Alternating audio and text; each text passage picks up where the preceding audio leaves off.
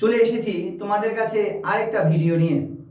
আজকে যে টপিকটা তোমরা দেখছো সেটা হচ্ছে second part. Class 12 third semester যারা ভূগোল নিয়ে পড়ছো তাদের জন্য একটা গুরুত্বপূর্ণ চ্যাপ্টার রয়েছে, যেটা হচ্ছে খনিজ ও শক্তি সম্পদ।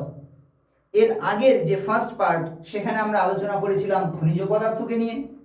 যদি না দেখে থাকো এই ভিডিওটার পর সেই ফার্স্ট পার্টটা কিন্তু একবার দেখে নেবে, ঠিক আছে? না হলে এই যে অধ্যায়টা আধুরা থেকে যাবে। এই যে খনিজ পদার্থটা যে চ্যাপ্টারটা রয়েছে এরপরেই রয়েছে শক্তি সম্পদ। তাহলে আজকে আমরা এই সেকেন্ড পার্টে আমরা কি দেখব? এই যে সেকেন্ড পার্টে আমরা দেখব শক্তি সম্পদ নিয়ে। তাহলে আমাদের প্রথমেই দেখে নিই যে শক্তি, এটার কে আমরা সম্পদ বলছি কেন? এর আগের দিন আমরা বলেছিলাম সম্পদ কাকে বলে? যেই বিষয়টা বা যেই বস্তুটা তোমার অভাব মোচন করতে পারে তাকে বলা হয় সম্পদ। তাহলে কিছু শক্তি রয়েছে যে তোমার অভাব মোচন করে, তাদের বলা হয় শক্তি সম্পদ, ঠিক আছে? তাহলে এই শক্তি সম্পদ যখন আমরা বলছি তখন একটু আমরা দেখে নিই যে মানব জীবনের প্রত্যেকটি ক্ষেত্রে শক্তির প্রয়োজন হয়। শিল্প, পরিবহন, বিদ্যুৎ উৎপাদনে শক্তি সম্পদের ভূমিকা অত্যন্ত গুরুত্বপূর্ণ। শক্তি সম্পদ অর্থনৈতিক উন্নয়নের মূল চালিকা। যে সকল সম্পদ থেকে শক্তি উৎপন্ন হয় তাদেরকে বলা হয় শক্তি সম্পদ। দেখো, আমাদের শক্তি প্রতিনিয়ত প্রয়োজন। এই যে মোবাইল চলছে, ক্যামেরা চলছে, লাইট জ্বলছে, ডিজিটাল বোর্ড চলছে, সব কিছুতে কি দরকার? শক্তি বা এনার্জি দরকার। এগুলো আসবে কোথার থেকে? দরকার তো বুঝলাম, আসবে কোথার থেকে? আমরা কি করি না, ইলেকট্রিসিটি নিই। কিন্তু এই ইলেকট্রিসিটি জেনারেট কি করে হয়? আগে হতো কয়লা দিয়ে, কখনো বা জলবিদ্যুৎ থেকে সেই এনার্জি পাই, কখনো কয়লা পুড়িয়ে সেটা পাই, কখনো পেট্রোলকে পুড়িয়ে পাই। তাহলে এভাবে এখন বর্তমানে সোলার সেল চলে এসেছে, সেখান থেকে বিদ্যুৎ পাই। বিভিন্ন রকম পারমাণবিক যে শক্তি, সেখান থেকে ইউরেনিয়াম, থোরিয়াম, এগুলো থেকে আমরা বিদ্যুৎ পাই। তাহলে এই যে শক্তির প্রয়োজন আমাদের দিন দিন কিন্তু বেড়ে যাচ্ছে। আরবানাইজেশন হচ্ছে, শহরায়ন হচ্ছে, যন্ত্রের আধিক্য বাড়ছে। তাহলে আমাদের শক্তির প্রয়োজন কিন্তু অনেকাংশেই বেড়ে গেছে। তো আজকে আমরা যেই চ্যাপ্টারটি নিয়ে আলোচনা করছি ঠিক সেই চ্যাপ্টারটি, যাকে আমরা বলছি শক্তি সম্পদ। চলো তাহলে খুব ভালোভাবে বোঝার চেষ্টা করি আজকের এই চ্যাপ্টারটি, যাকে আমরা বলছি শক্তি সম্পদ। চলে আসি আমাদের এই যে যখন আমরা বলছি শক্তি সম্পদ তখন প্রথমে বলি কয়লার কথা। এই কয়লা কিন্তু জ্বালিয়ে আমরা সেখান থেকে প্রচুর পরিমাণে শক্তি উৎপাদন করি। দেখো, কয়লাকে কতগুলো ভাগে ভাগ করা হয়।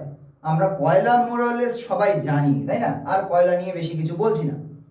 যদি আমি খুব সিম্পল ভাবে বলতে চাই যে কয়লা কিভাবে তৈরি হয়েছিল, তাহলে বলতে হয় যে অতীতে লক্ষ লক্ষ বছর আগে যখন পৃথিবীতে শুধুমাত্র ফরেস্ট ছিল, সেখানে ভূমিকম্প হয়, ফরেস্টগুলো মাটির নিচে চাপা পড়ে যায়, আর বহুদিন ধরে লক্ষ লক্ষ বছর ধরে মাটির নিচে চাপা পড়ে তাপ, চাপ ও রাসায়নিক বিক্রিয়ায় ধীরে ধীরে সেগুলি পরিবর্তিত হয়ে কয়লায় রূপান্তর হয়। তাহলে যেখানে আজকে কয়লা পাওয়া যাচ্ছে সেখানে একসময় কি ছিল? ফরেস্ট ছিল, ঠিক আছে?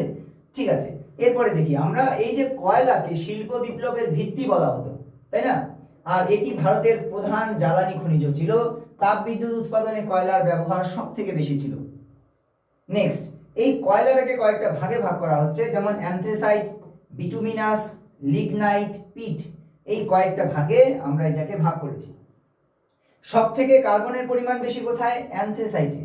এছাড়া রয়েছে বিটুমিনাসে একটু বেশি রয়েছে, তারপরে কার্বনের পরিমাণ কম রয়েছে লিগনাইটে, সব থেকে কম হচ্ছে পিট। তাহলে পিট, লিগনাইট, বিটুমিনাস, অ্যান্থ্রাসাইট, তাহলে এই চার প্রকারের আমরা কয়লা দেখতে পাই। দেখো, ভারতে সব থেকে বেশি পরিমাণে রয়েছে এই পিট জাতীয় কয়লা। আর এখানে কার্বনের পরিমাণটা বললাম, কার্বন যেখানে যত বেশি থাকবে সেই কয়লা তত বেশি উন্নত, তাহলে সেটা জ্বলবে বেশিক্ষণ। তাহলে অ্যান্থ্রাসাইট হচ্ছে সব থেকে উন্নত মানের কয়লা। কারণ কি? কারণ হচ্ছে কার্বনের পরিমাণ সব থেকে বেশি। অনেক সময় চাকরির পরীক্ষাতে এইরকম ধরনের প্রশ্ন চলে আসে। তাহলে সেখানে তোমরা কোন অপশনটা ক্লিক করবে যে কোথায় কার্বনের পরিমাণটা সব থেকে বেশি? অ্যান্থ্রাসাইটে।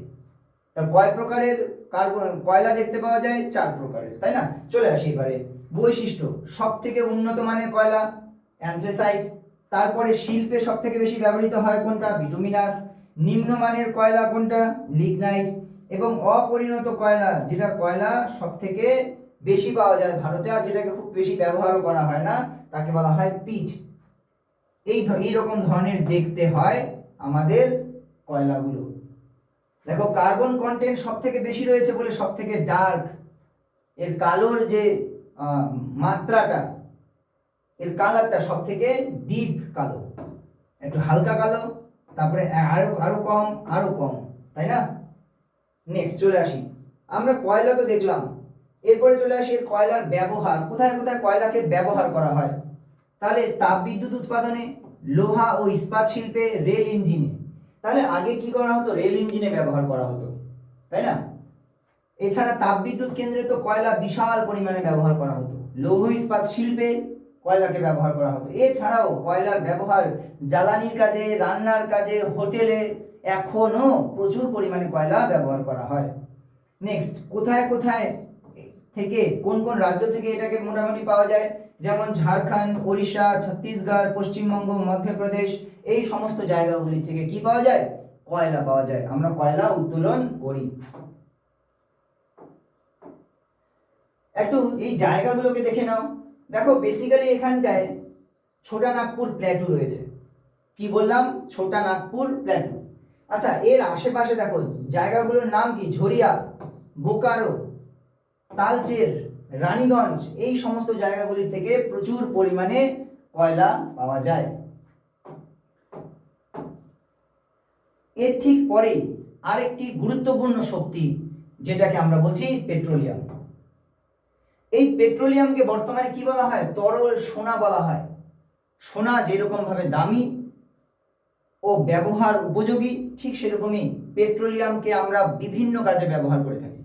তোমাদের বলি যে যখন আমরা পেট্রোলিয়ামের কথা বলছি, সেই পেট্রোলিয়ামকে মাটির থেকে তোলা হয়। মাটি থেকে যখন তোলা হয়, সেই পেট্রোল কিন্তু একদম পরিষ্কার পরিচ্ছন্ন থাকে না, যে আমরা ডাইরেক্টলি বাইকের মধ্যে বা গাড়ির মধ্যে দিয়ে দিতে পারবো না। সেটাকে কি করা হয়? চা যেভাবে ছাঁকা হয়, ঠিক সেইভাবে আরও আধুনিক পদ্ধতিতে সেই মাটির থেকে বের করে নিয়ে আসা খনিজ তেল, সেটাকে আমরা পিউরিফাই করি বা পরিশোধন করি। যেখানে এই ঘটনাটা ঘটানো হয়, অর্থাৎ ছাঁকনি দিয়ে ছাঁকা হয় খনিজ তেলটাকে, সেই জায়গাগুলিকে বলা হয় রিফাইনারি। ঠিক আছে, এবারে নিচের যে তেলটা পড়ে গেল, বিশুদ্ধ তেলটা, সেখান থেকে আমরা পেট্রোল, কেরোসিন, ডিজেল, আমরা এগুলোকে বের করি বিভিন্ন পদ্ধতির মধ্য দিয়ে, বিভিন্ন স্টেপের মধ্য দিয়ে। আর উপরে যে নোংরাগুলো পড়ে থাকলো, সেখান থেকে অপরিশোধিত জিনিসগুলোকে বের করে দিয়ে, যেটা পড়ে থাকলো চা পাতার মতো, সেখান থেকে প্রায় 2000-এরও বেশি প্রকারের উপাদান সেখান থেকে আমরা বের করি। তাহলে বুঝতে পারলে? চলো, এতটাই ইম্পর্টেন্ট। তাহলে আধুনিক পরিবহন ব্যবস্থার প্রধান জ্বালানি হলো পেট্রোলিয়াম। তাহলে বর্তমানে পেট্রোলিয়ামের উপর ডিপেন্ড করে সারা পৃথিবী দাঁড়িয়ে আছে, তাই না?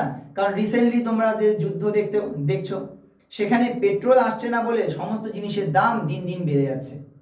আমাদের প্রতিবেশী দেশগুলোতে তো অলরেডি অনেকটাই বেড়ে গেছে পেট্রোলের দাম, সেই সাথে সাথে অন্যান্য জিনিসের দাম আকাশ ছোঁয়া হয়ে গেছে, তাই না?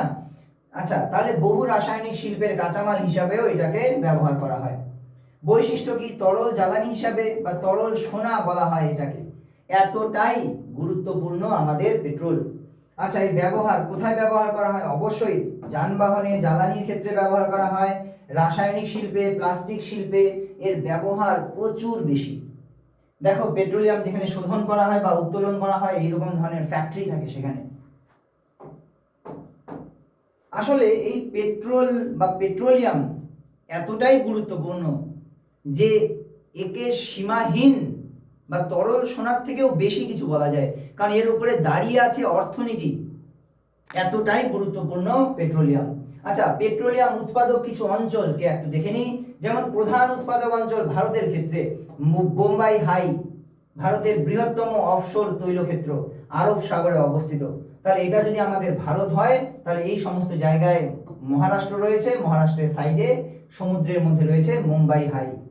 এছাড়া ডিগবয় রয়েছে আসামে, ঠিক আছে, ভারতের প্রাচীন তৈলক্ষেত্র। নাহারকাটিয়া আসামের একটি গুরুত্বপূর্ণ তৈলক্ষেত্র।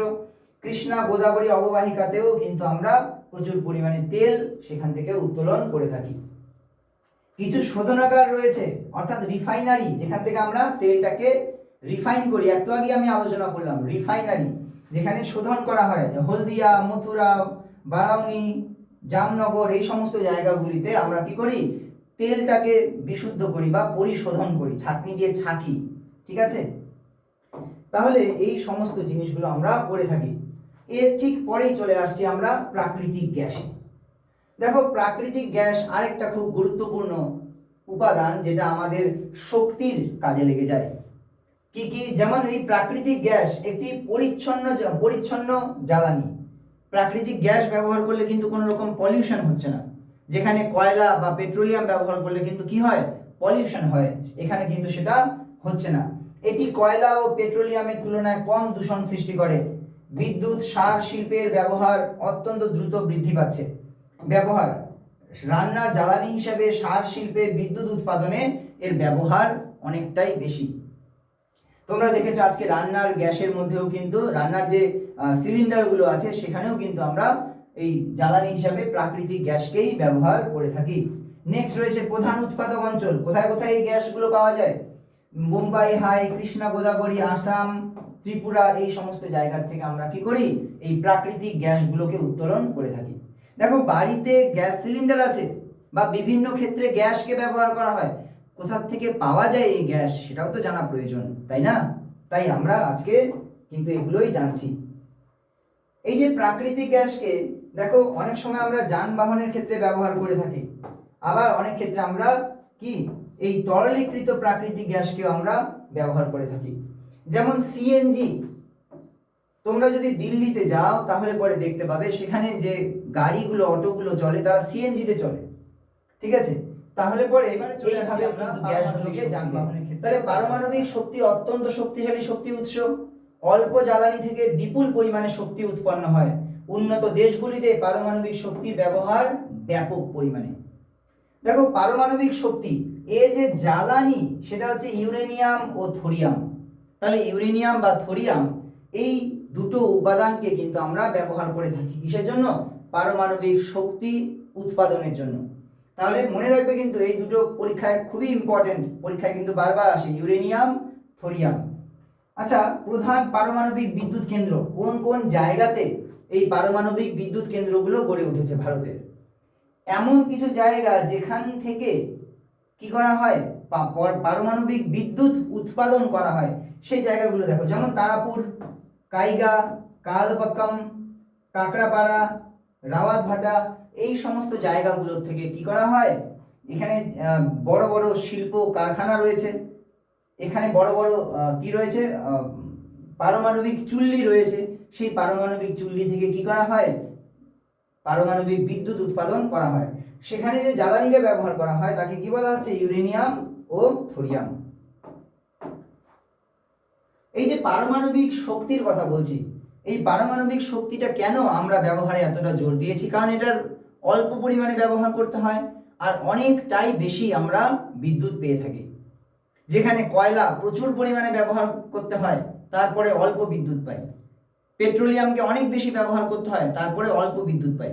কিন্তু ইউরেনিয়াম বা থোরিয়ামকে যখন আমরা ব্যবহার করি, অল্প ব্যবহার করি আর অনেকটা বেশি পরিমাণে আমরা কি পাই, শক্তি পাই। এর সুবিধা আছে, বিপুল শক্তি উৎপাদন করা যায় আর কম জ্বালানি প্রয়োগ করে।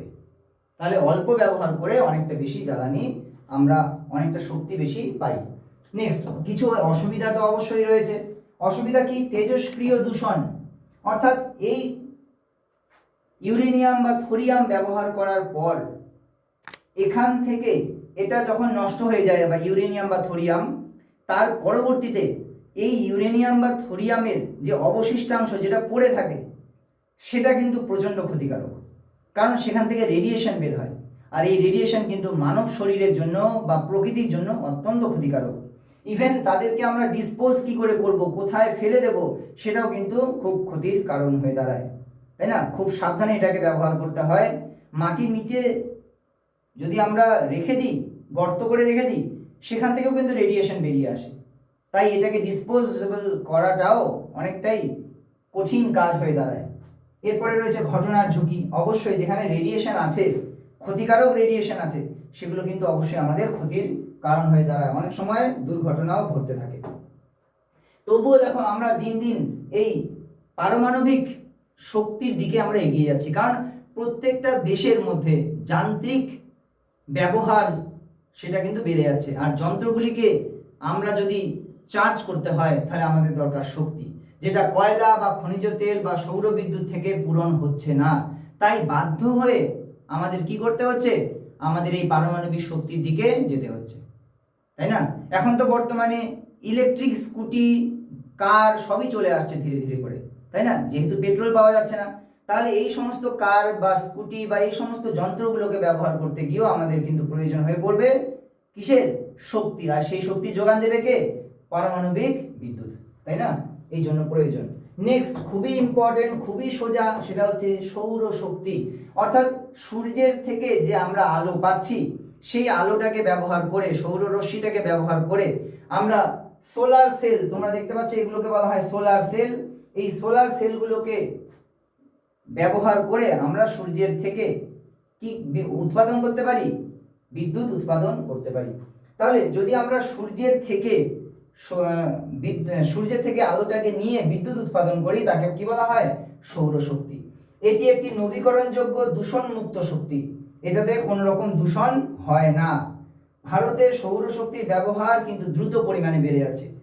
বর্তমানে প্রধানমন্ত্রী একটা নতুন যোজনার কথা বলেছে, সেখানটায় কি বলেছে, যে হর ঘর সোলার।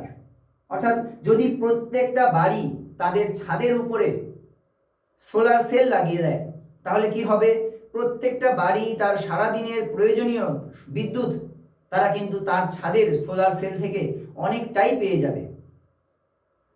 যদি তার কাছে এক্সেস বিদ্যুৎ থেকে যায়, যে একটু বেশি বিদ্যুৎ চলে এসেছে, তাহলে সে সেটা আবার কোম্পানিকে বিক্রি করতে পারবে। আর যদি কম হয় তাহলে আবার একটু নিয়ে নিতে পারবে। এর ফলে কি হবে, বিদ্যুতের বিল কমে আসবে। আর প্রত্যেকটা বাড়ি যদি সেলফ সাফিসিয়েন্ট হয়ে যায়, তাহলে আমাদের বিদ্যুতের যে চাহিদা সেটা কিন্তু অনেকাংশেই কমে আসবে। আচ্ছা, এরপরে চলে আসি অশেষ শক্তি। কারণ সৌরশক্তিকে আমরা কি বলি, যে আনলিমিটেড, এটা কোনোদিনও শেষ হবার নয়, তাইলে তাহলে এটাকে কি বলছি, অশেষ শক্তি। দূষণমুক্ত, এর ফলে কোনো রকম দূষণ হয় না।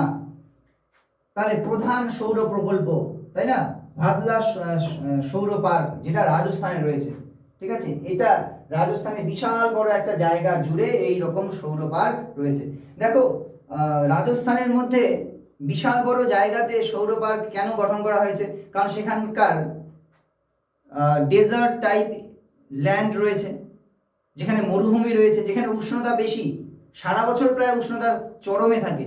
তাহলে সেখানে গাছগাছালিও হয় না, ফরেস্ট হয় না, চাষাবাদ হয় না।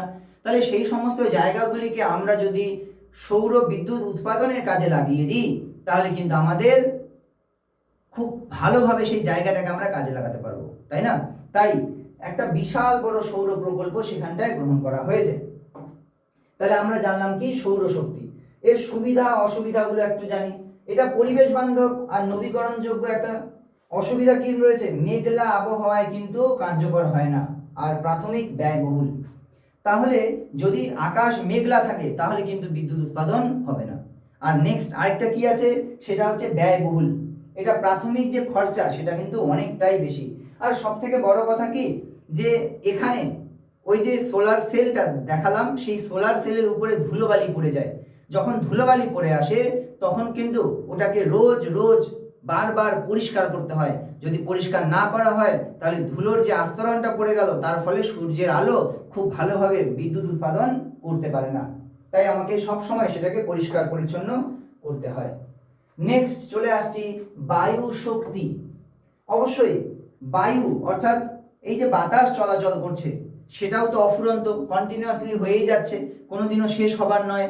তাহলে পরে এই শক্তিকে যদি আমরা কাজে লাগিয়ে বিদ্যুৎ উৎপাদন করতে পারি, তখন তাকে বলা হয় বায়ু শক্তি। দেখো বায়ু শক্তি, গতিশক্তি থেকে বায়ু শক্তি উৎপাদন করা হয়। এটি পরিবেশ বান্ধব শক্তি। উপকূলীয় অঞ্চলে বায়ু শক্তি উৎপাদন বেশি হয়। তাহলে এইভাবে করে বড় বড় যে টারবাইনগুলো, বড় বড় যে ফ্যানগুলো লাগিয়ে রাখা হয়, আর এই ফ্যানগুলো যখন ব্লেডগুলো ঘুরতে থাকে তখন নিচে থাকা যন্ত্রের মধ্যে বিদ্যুৎ স্টোর হয়। ঠিক আছে, সুবিধা কি?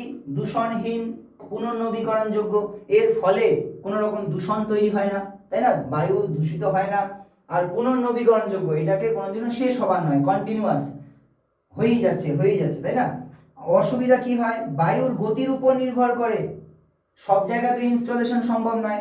আমাদের সমুদ্রর যে তীরবর্তী অঞ্চলগুলো রয়েছে এই সমস্ত জায়গাগুলোতে শুধুমাত্র সম্ভব, সব জায়গায় তো সম্ভব নয়। আর কি? বায়ুর গতির উপর নির্ভর করে, যদি বায়ু ধীরে ধীরে বয় তাহলে আবার সেই পাখাগুলো ঘুরবে না, আর সেখানে বিদ্যুৎ উৎপাদন হবে না। কোথায় কোথায় মেনলি এটাকে উৎপাদন করা হয় এই বায়ু শক্তি? তামিলনাড়ু, মহারাষ্ট্র, কর্ণাটক, গুজরাট, অর্থাৎ সমুদ্রের যে তীরবর্তী উপকূলবর্তী যে রাজ্যগুলো রয়েছে সেখানে এই বায়ু শক্তির সাহায্যে আমরা কি করতে পারি না, বিদ্যুৎ উৎপাদন করা হয়। নেক্সট চলে আসছি জোয়ার ভাটা শক্তি। জোয়ার ভাটা শক্তি কি? জোয়ার তো আমরা সবাই জানি, সমুদ্রের মধ্যে যখন এই যে জল উঠে আসে তখন তাকে বলা হয় কি, জোয়ার, তাই না? আচ্ছা, এই যে জোয়ার, যখন জলের উত্থান ঘটে তখন সেটাকে যখন জোয়ার বলছি, আর যখন জল নেমে যায় তখন তাকে কি বলছি, ভাটা। তাহলে এই যে জোয়ার ভাটার থেকে যে শক্তি উৎপাদন হয়, সেই শক্তিকে কাজে লাগিয়ে যখন বিদ্যুৎ উৎপাদন করা হয় তখন তাকে বলছে জোয়ার ভাটা শক্তি। অর্থাৎ জোয়ার ও ভাটা এই দুটোর শক্তিকে কাজে লাগিয়ে যখন আমরা বিদ্যুৎ শক্তি উৎপাদন করছি তখন তাকে বলা হয় জোয়ার ভাটা শক্তি। আচ্ছা, এটি নবীকরণযোগ্য শক্তি, আর উপকূলীয় অঞ্চলে এই শক্তি উৎপাদনের সম্ভাবনা অনেকটাই বেশি। অবভিয়াসলি যেখানে সমুদ্র থাকবে, অর্থাৎ আমাদের দক্ষিণ ভারত এই যে সমুদ্র উপকূলবর্তী এলাকা, এখানেই কিন্তু আমাদের এই জোয়ার ভাটা শক্তি আমরা উৎপাদন করতে পারবো, অন্য জায়গায় পারবো না। যেখানে সমুদ্র নেই সেখানে কি করে সম্ভব নয়, তাই না? উৎপাদনের উপযুক্ত স্থান, তাহলে গুজরাটের কচ্ছের উপসাগর, সুন্দরবন অঞ্চল, এই সমস্ত জায়গাগুলোতে আমরা এই জোয়ার ভাটা শক্তি উৎপাদন করতে পারি। দেখো, সুবিধা তো অবশ্যই রয়েছে, যেমন দূষণমুক্ত নবীকরণযোগ্য সম্পদ, এটাতে কি হয় না, দূষণ হয় না। যেমন সৌরশক্তিতে দূষণ হয় না, বায়ু শক্তিতে দূষণ হয় না, আমাদের কি বলে তোমার জোয়ার ভাটা শক্তিতেও কিন্তু দূষণ হয় না। আর এগুলো কি কন্টিনিউয়াস ফ্লো হয়ে যাচ্ছে, এগুলোতে বাধাহীনভাবে আজীবন সেগুলো আমাদের কাছে আসতেই থাকবে। তাই এগুলো শক্তিকে আমরা ব্যবহার করে যদি সেখান থেকে শক্তি অর্জন করতে পারি তাহলে পরে কিন্তু সেটা আমাদের অনেক কাজে দেবে। নেক্সট একটা গুরুত্বপূর্ণ শক্তি, সেটাকে বলছে ভূতাপীয় শক্তি। অর্থাৎ আমাদের যে পৃথিবী, সেই পৃথিবীর বাইরে ভূত্বক রয়েছে, কিন্তু মাটির ভেতরে কি রয়েছে, এখানটায় ম্যাগমা রয়েছে, প্রচুর পরিমাণে কি রয়েছে, ম্যাগমা রয়েছে।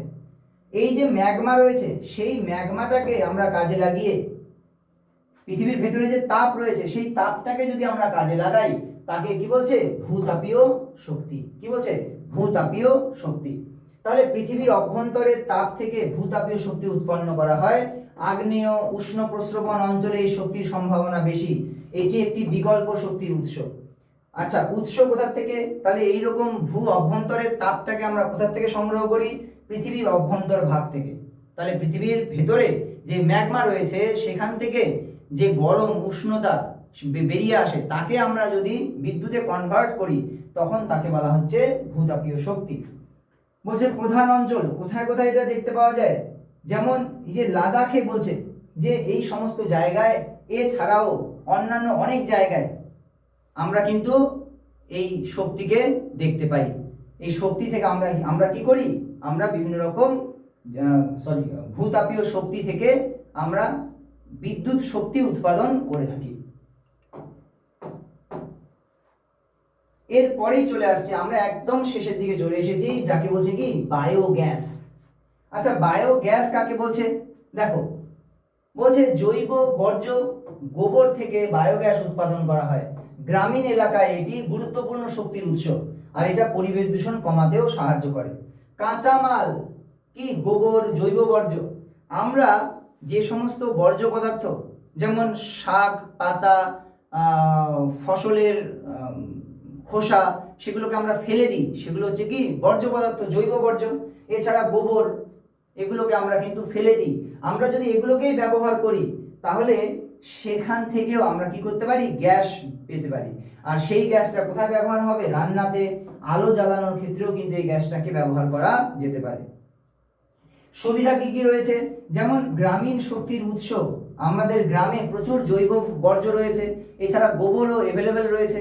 আমরা যদি সেটাকে কাজে লাগানো শুরু করি তাহলে পরে কিন্তু গ্রামের শক্তি গ্রামেই আমরা উৎস পেয়ে যাব, তাই না? আচ্ছা, পরিবেশ দূষণ কমায়, এর ফলে পরিবেশ দূষণও হয় না, তার ফলে আমাদের অনেকটা কাজে লাগবে। দেখো, আমরা যদি আর একটু জানতে চাই যে বায়োগ্যাস কি করে তৈরি করা হয়, তাহলে তোমাদের খুব সিম্পলভাবে, সাধারণভাবে একটু বলি যে যদি তোমরা গোবর বা জৈব বর্জ্য যেটাকে আমরা বলছি, সেটাকে যদি একটা বড় প্লাস্টিক বা লোহার একটা ট্যাঙ্কির মধ্যে ঢুকিয়ে দাও, সেখানে জল দিয়ে দাও আর 1-2 দিন রেখে দাও, তাহলে সেখান থেকে কি হবে? এক ধরনের গ্যাস বের হবে। সেই গ্যাসটাকে এবারে পাইপের মধ্য দিয়ে তুমি যদি একটা ওভেনের গ্যাস সিলিন্ডার ওভেন যেখানে আমরা রান্না করি, সেই ওভেনের মধ্যে লাগিয়ে দাও, এবারে তুমি যদি ওখানে আগুন ধরিয়ে দাও, সেখানে কিন্তু রান্না হবে। ঠিক আছে? অনেকটা কমপ্লেক্স একটু বিষয়টা অনেক সহজভাবে তোমাদেরকে বোঝালাম। ঠিক আছে? তাহলে এইভাবে কিন্তু আমরা বায়োগ্যাসের সাহায্যে আমরা শক্তির পূরণ করতে পারি। এই যে যত কিছু এতক্ষণ ধরে আলোচনা করা হলো, সমস্ত শক্তিগুলো, সে কয়লা, পেট্রোলিয়াম, তাই না, এই বায়ু শক্তি, সৌরশক্তি, এই সমস্ত শক্তিগুলোকে যে আলোচনা করলাম, সেগুলোকে একটা প্ল্যাটফর্মে নিয়ে আসলাম যাতে তোমাদের বুঝতে সুবিধা হয়, মনে রাখতে সুবিধা হয়, আলোচনা করতে সুবিধা হয়, প্রশ্নগুলোর উত্তর করতে সুবিধা হয়। তোমরা একটু স্ক্রিনশট করে দেখে নিও, কেমন? নেক্সট, এতক্ষণ ধরে আমরা যে চ্যাপ্টারটিকে আলোচনা করলাম, সেই চ্যাপ্টারটি কি? সেটা হচ্ছে আমাদের সম্পদ, তাই না? আমাদের একটা হচ্ছে মিনারেল আর একটা হচ্ছে এনার্জি রিসোর্সেস, অর্থাৎ খনিজ সম্পদ ও শক্তি সম্পদ। প্রথম পার্টে আমরা আলোচনা করলাম খনিজ সম্পদকে নিয়ে, সেকেন্ড পার্টে আমরা আলোচনা করলাম শক্তি সম্পদকে নিয়ে। দুটোই কিন্তু ফার্স্ট পার্ট ও সেকেন্ড পার্টের অংশ। কেমন লাগলো তোমাদের এই চ্যাপ্টারটি? অবশ্যই কিন্তু কমেন্ট করে জানাবে। আর হ্যাঁ, তোমাদের কাছে একটা বরাবরই রিকোয়েস্ট আছে যে তোমরা কিন্তু এই ভিডিওগুলোকে সোশ্যাল মিডিয়াতে একটু শেয়ার করবে, যাতে অন্যান্য ছেলেমেয়েদের কাছেও এই ইনফরমেশনটা পৌঁছে যায় যে তাদের এমন একজন টিচার আছে যে খুব সহজে জিনিসগুলোকে বোঝায়, ছবির সাহায্যে, ম্যাপের সাহায্যে, ইনফরমেশন দিয়ে আমি বোঝানোর চেষ্টা করছি, খুব সহজ ভাষায় বোঝানোর চেষ্টা করছি, তোমাদের মতো করে বোঝানোর চেষ্টা করছি। তাই সঙ্গে থাকো, আমরা আরও অনেক কিছু জানবো। এতক্ষণ সঙ্গে থাকার জন্য অনেক অনেক ধন্যবাদ। খুব ভালো থেকো আর অন্যকেও খুব ভালো রেখো। টাটা।